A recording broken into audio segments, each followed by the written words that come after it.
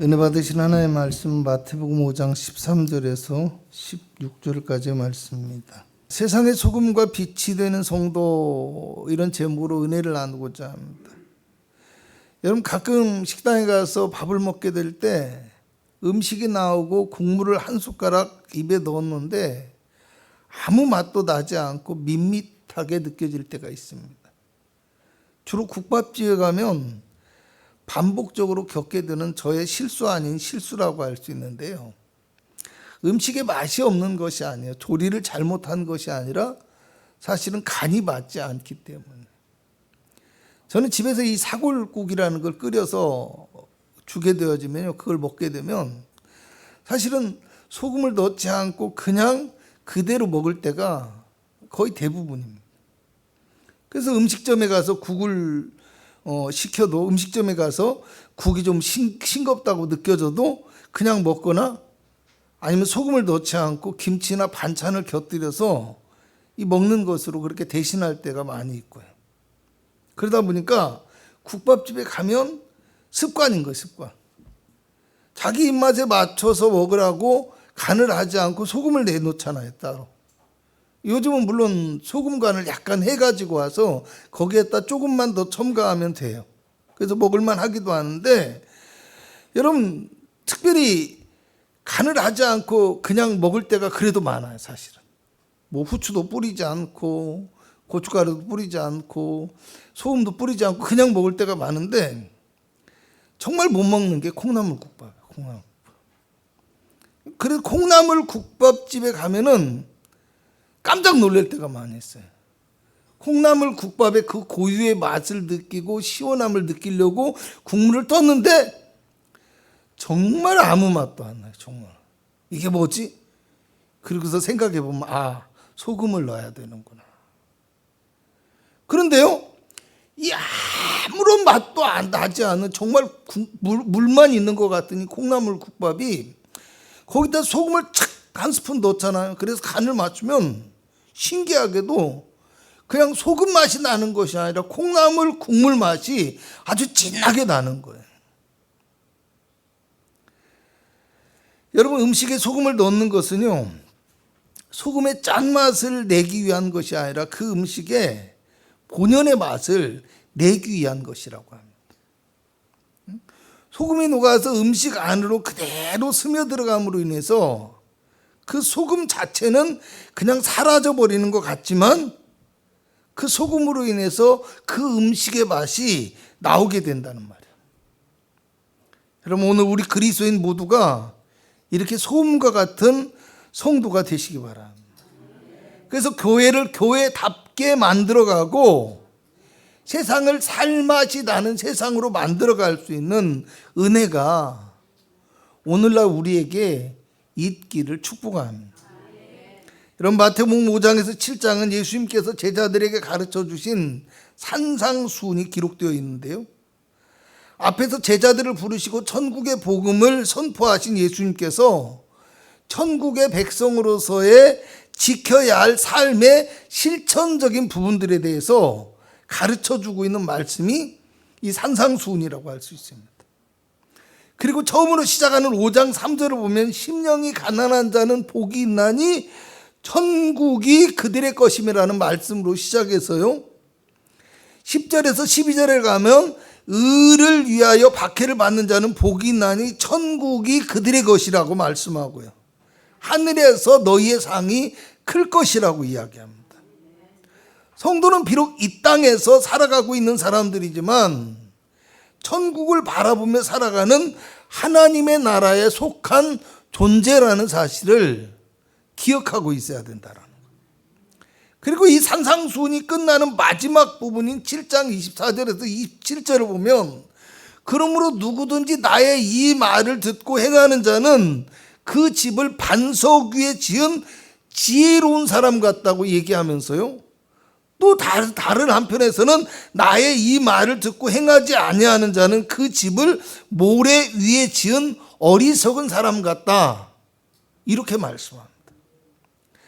하나님의 나라의 백성이 된 그리스도인들은 하나님의 뜻을 행하며 천국의 소망을 위하여 살아감으로 인해서 이 땅에서의 눈에 보이는 화려한 집을 짓는 자가 아니라 믿음의 집을 짓는 사람, 생명의 길을 걸어가는 사람이 될 수 있어야 한다라는 말입니다. 여러분, 오늘 본문 말씀에 예수님께서는 너희는 세상의 소금이요 세상의 빛이라고 하시면서 이같이 너희 빛이 사람 앞에 비치게 하여 그들로 너희 착한 행실을 보고 하늘에 계신 너희 아버지께 영광을 돌리게 하라고 말씀합니다.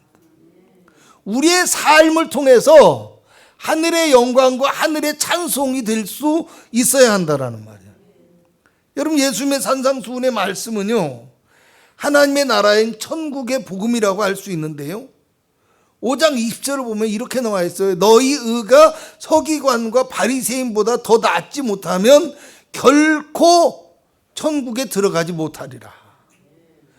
또 5장 48절을 보면 하늘에 계신 너희 아버지의 온전하심과 같이 너희도 온전하라고 하시고요, 7장 21절에 가서 보면 나더러 주여 주여 하는 자마다 다 천국에 들어갈 것이 아니오 다만 하늘에 계신 너희 아버지의 내 아버지의 뜻대로 행하는 자라야 들어간다고 말씀합니다.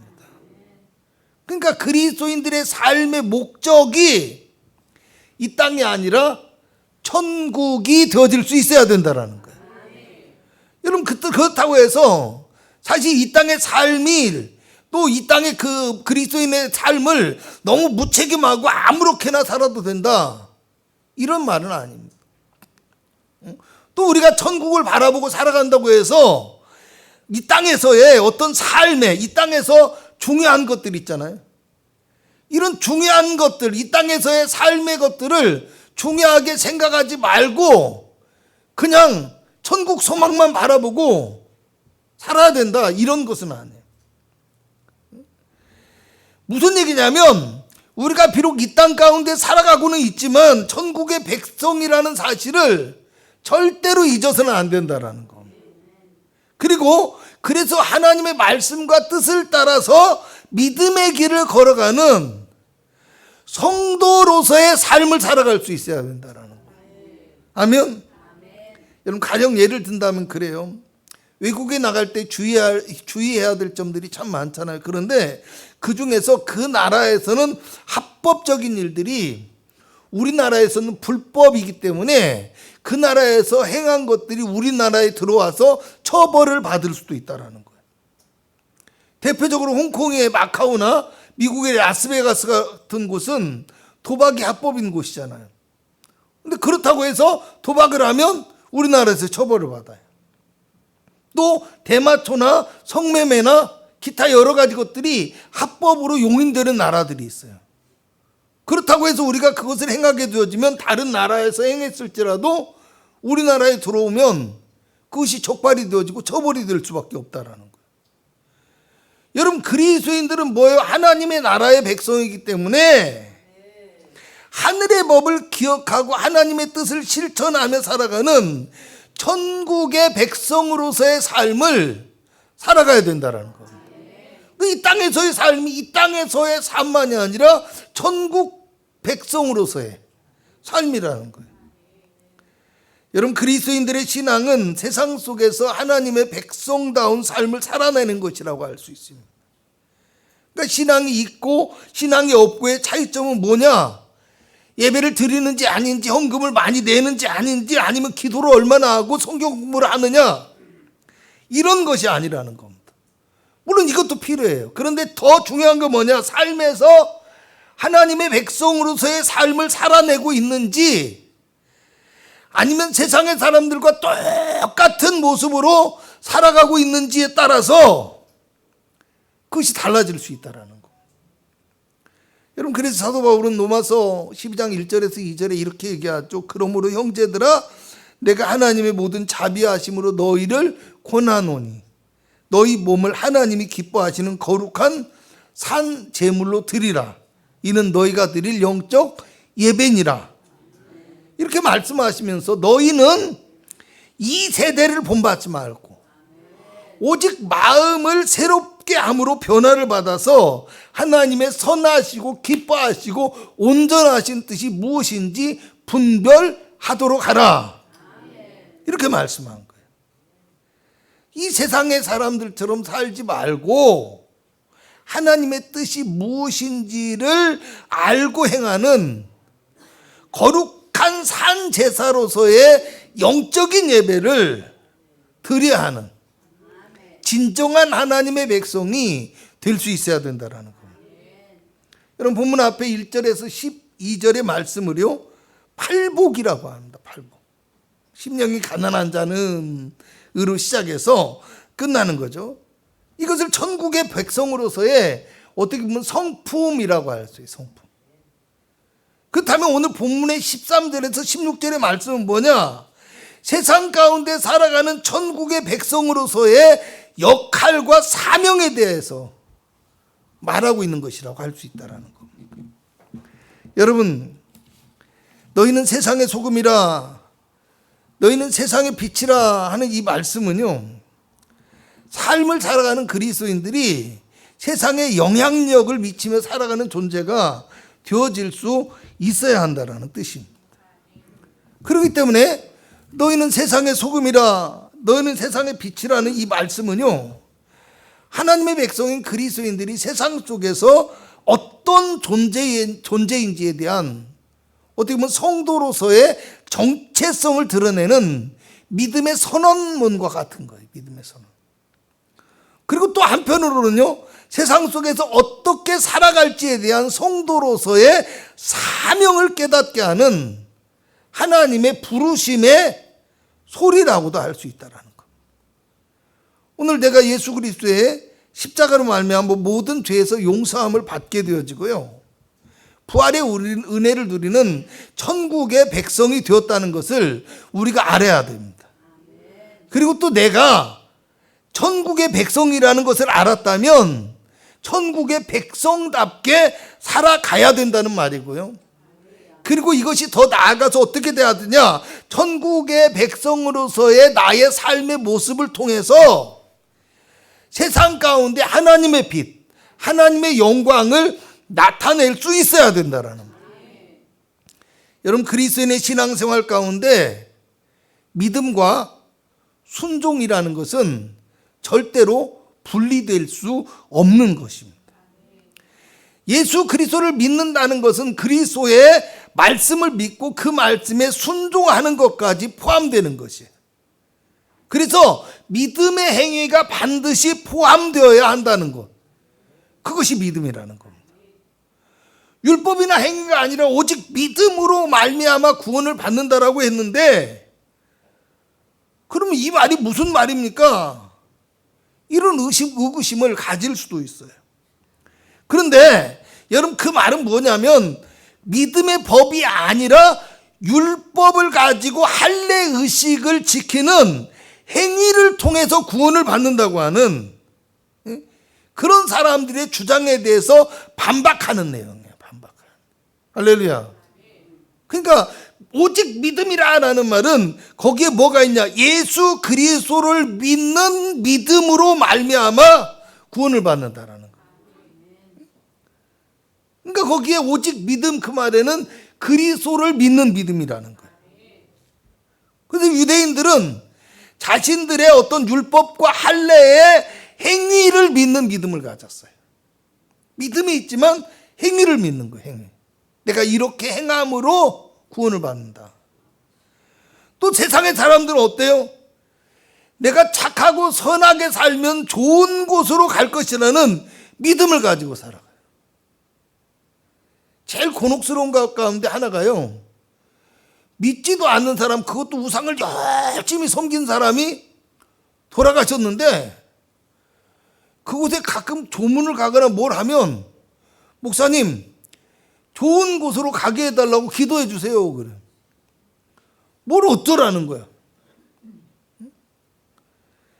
여러분, 이처럼 세상의 사람들은 그냥 착하고 선하게 살면, 나처럼만 살면, 이렇게만 살면 나는 좋은 곳으로 갈 것이야, 이런 믿음과 어떤 위안을 가지고 살아간다는 겁니다. 그런데 그리스도인들은 어떻게 해야 돼요? 죄악 가운데 있는 인간의 어떤 행위로는 절대로 하나님의 구원에 이를 수 없다라는 것을 인정하는 것이에요.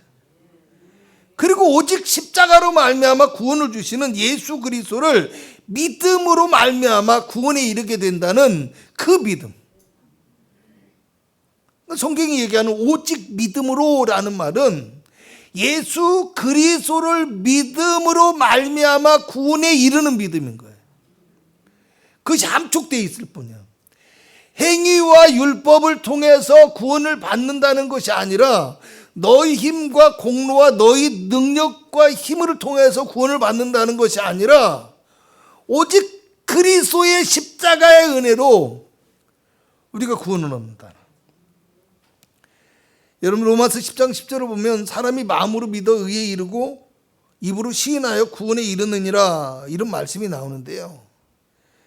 이 말씀을 가지고 믿기만 하면 구원에 이른다고 주장하고 행위는 필요하지 않다라고 주장하는 사람이 있습니다.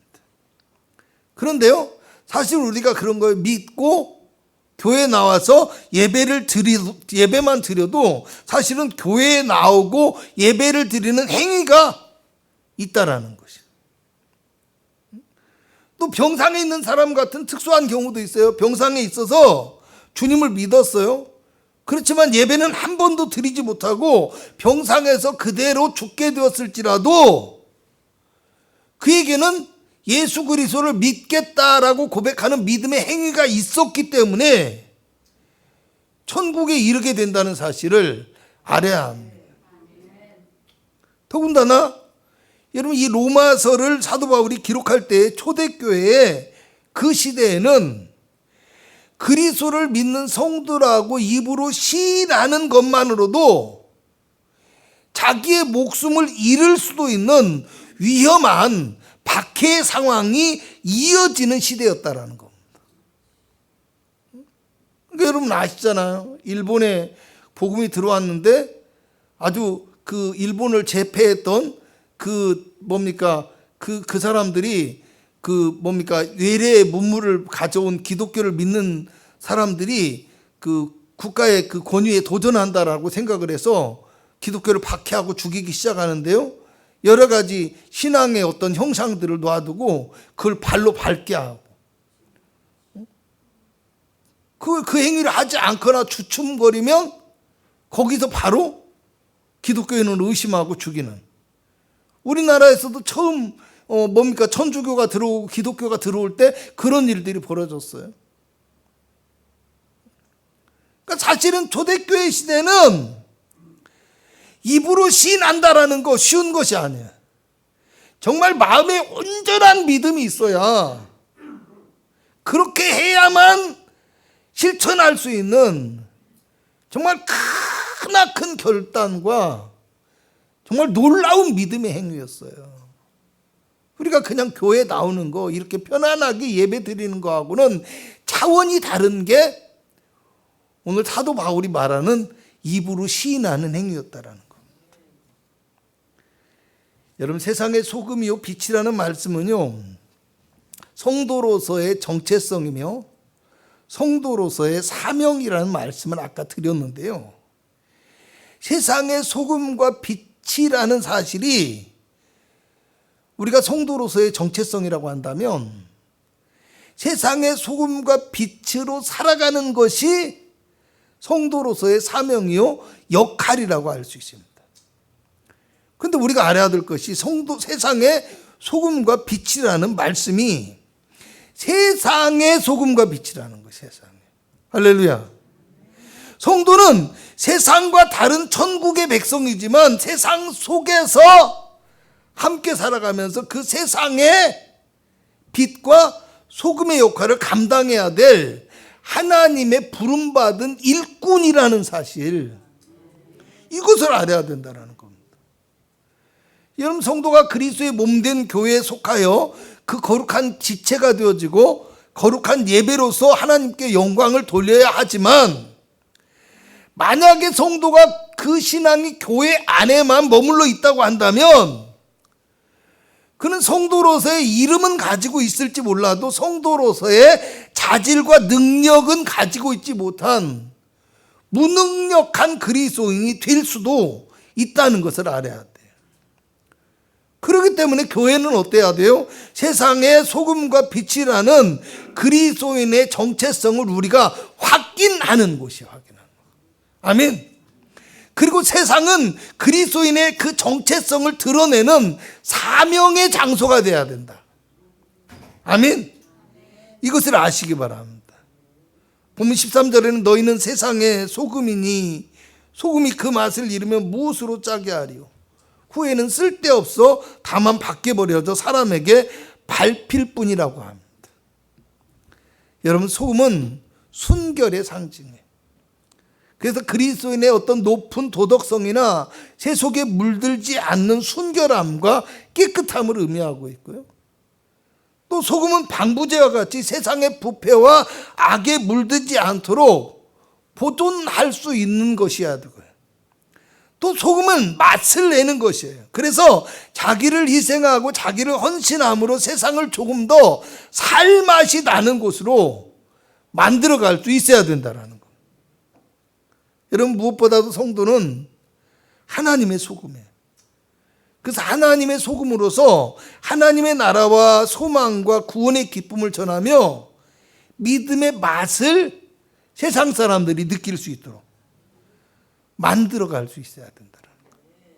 그런데 소금이 그 맛을 잃으면 무엇으로 짜게 하리요, 이렇게 말하고 있잖아요.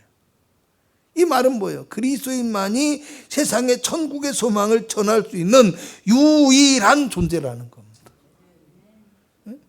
또 그 맛을 잃으면이라는 말은 어리석게 행동한다는 뜻이에요. 그 맛을 잃으면 이 말이 몸이 건조하다 이런 뜻이기도 하지만요, 거기서 사용되었을 때 몸이 건조한 것이고요, 실제의 단어의 뜻은 어리석게 행동한다라는 뜻이에요. 그래서 7장 26절에 모래 위에 집을 지은 어리석은 사람이라고 말할 때 이 어리석다라는 단어에서 나온 말이 바로 그 맛을 잃으면 이 단어라는 거예요. 하나님 나라의 소망과 믿음을 전해야 될 성도가 어리석은 선택과 결정을 하게 되므로 그냥 버려지는 쓸모없는 존재가 되어질 수 있다는 거예요. 여러분, 이 교회도 똑같아요. 이 거룩한 교회와 예배를 통해서 믿음의 기쁨, 믿음의 맛이 느껴질 수 있어야 됩니다. 할렐루야. 근데 우리가 어리석은 믿음과 어리석은 삶의 욕망에 찌들어서 교회 안에서 하나님의 빛을 발하지 못한다면 성도는 교회에 와서조차도 믿음의 맛을 느끼지 못하고요, 믿음의 길을 찾지 못하는 캄캄함과 부패함 속에서 살아갈 수밖에 없는 거예요. 여러분, 본문 또 14절에서 16절에는 세상의 빛이 된 성도가 사람 앞에 빛을 비춰야 한다고 하는데요, 그 빛이 뭐라고 하냐? 너희의 착한 행실이라고 얘기해요. 에베소서 5장 8절에서 9절을 보면 너희가 전에는 어두움이더니 이제는 주 안에서 빛이라, 빛의 자녀들처럼 행하라. 빛의 열매는 모든 착함과 의로움과 진실함에 있다고 말씀합니다.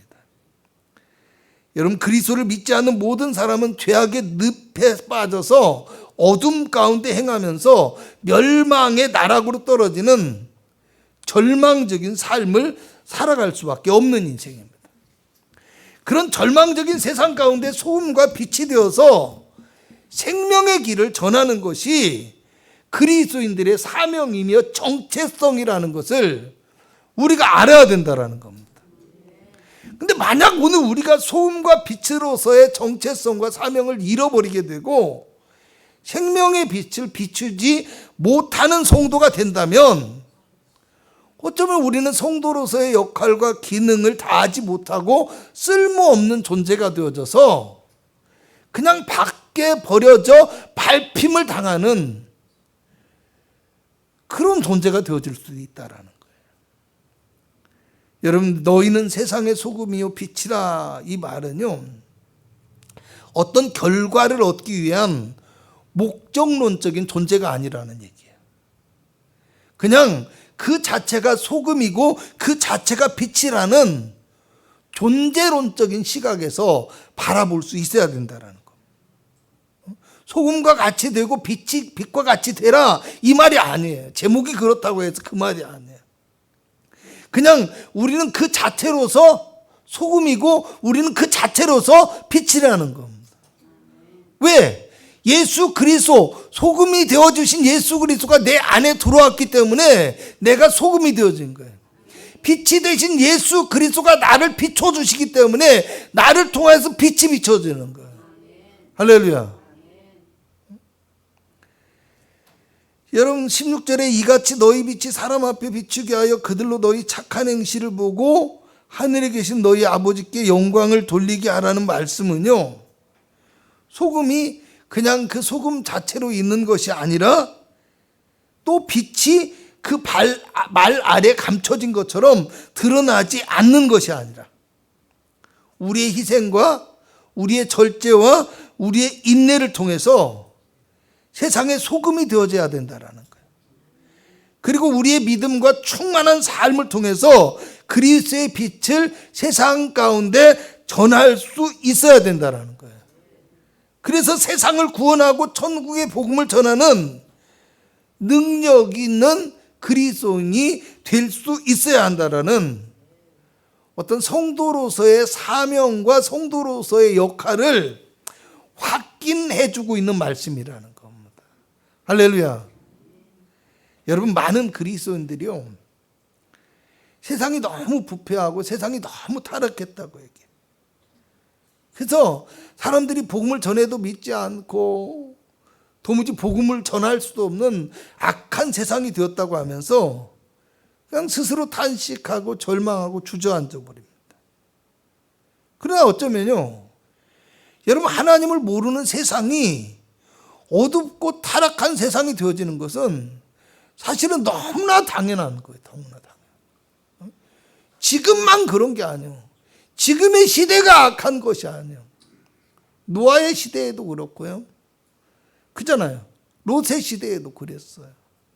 언제나 인간은 죄악 속에서 태어나서 죄악을 행하고 죄악의 길로 빠지는 어둡고 캄캄한 존재일 뿐이라는 겁니다. 여러분, 그래서 어쩌면 우리가 진짜 탄식하고 진짜 마음 아파해야 하는 일이 무엇이냐? 그것은요, 그 세상을 변화시켜 나가야 될 그리스도인들, 그 세상의 소금이고 세상의 빛으로 불러주신 그 하나님의 일꾼들이 세상 가운데 보이지 않는다는 사실이에요. 눈을 씻고 봐도 그 소금과 빛된 성도의 모습이 세상 속에서는 보이지 않고 교회 안에서만 보이고 있다는 것, 이것을 우리가 깨달을 수 있어야 된다는 것. 여러분, 베드로전서 2장 9절에는 그러나 너희는 택하신 족속이요 왕같은 제사장들이요 거룩한 나라요 그의 소유가 된 백성이니 이는 너희를 어두운 데서 불러내어 그의 기이한 빛에 들어가게 하신 이의 아름다운 덕을 선포하게 하려 하심이라고 말씀합니다. 여러분, 우리가 세상의 소금이고 세상의 빛이라는 사실을 다시 한번 기억하시고, 내가 어떻게 세상 속에서 그리스도인의 그 믿음의 맛을 낼 수 있으며, 또 내가 어떻게 세상 속에 하나님의 빛을 발할 수 있을 것인지, 이것을 깊이 묵상해 보시고 또 그것을 하나씩 실천해 나갈 수 있는 귀한 한 주간이 되실 수 있기를 주님의 이름으로 축복합니다. 기도합니다. 세상의 소금이고 세상의 빛이라 말씀하셨습니다.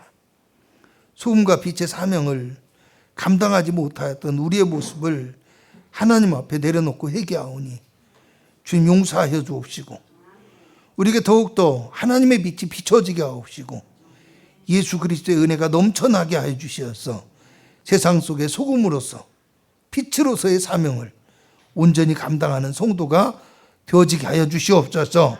세상이 악하다고 해서 그 세상 속에 아버지 하나님이여 흡수되어지지 않게 하여 주옵시고, 세상이 어둡다고 해서 세상과 구분하고 단절하며 살아가는 성도가 아니라 아버지 하나님이여 세상 속에서 섞여서 그 세상을 아름답게 만들어갈 수 있는 참된 그리스도인이 되게 하여 주시옵시고, 우리의 믿음을 숨기고 두려움에 떠는 자가 아니라 아버지 하나님 어느 곳에서든 우리의 믿음을 당당하게 드러내며 복음을 선포할 수 있는 능력 있는 그리스도인들이 되게 하여 주시옵소서. 헛된 욕망을 위하여 아버지 그리스도의 영광을 가리우는 아버지 잘못된 믿음의 길에 서지 않게 하여 주옵시고, 세상 욕심만을 따라 살다가 주님의 영광을 나타내는 사명의 길을 잊지 않게 하여 주옵시며, 어떤 상황 속에서도 하나님의 뜻을 기억하고 하나님의 말씀에 순종하며 아버지 그리스도의 복음을 증거할 수 있는 십자가의 군사가 되어질 수 있도록 주님 우리를 붙들어 주시어서 우리를 통하여서 하나님의 나라가 확장되어지게 하여 주옵시고, 이 땅 가운데 선포되어지며 복음의 역사가 일어날 수 있도록 주님 은혜 더하여 주시옵소서. 오늘 우리가 가지고 나온 모든 문제와 어려움과 기도의 제목을 들어 응답하여 주시길 원하옵니다. 예수님의 이름으로 기도합니다. 아멘.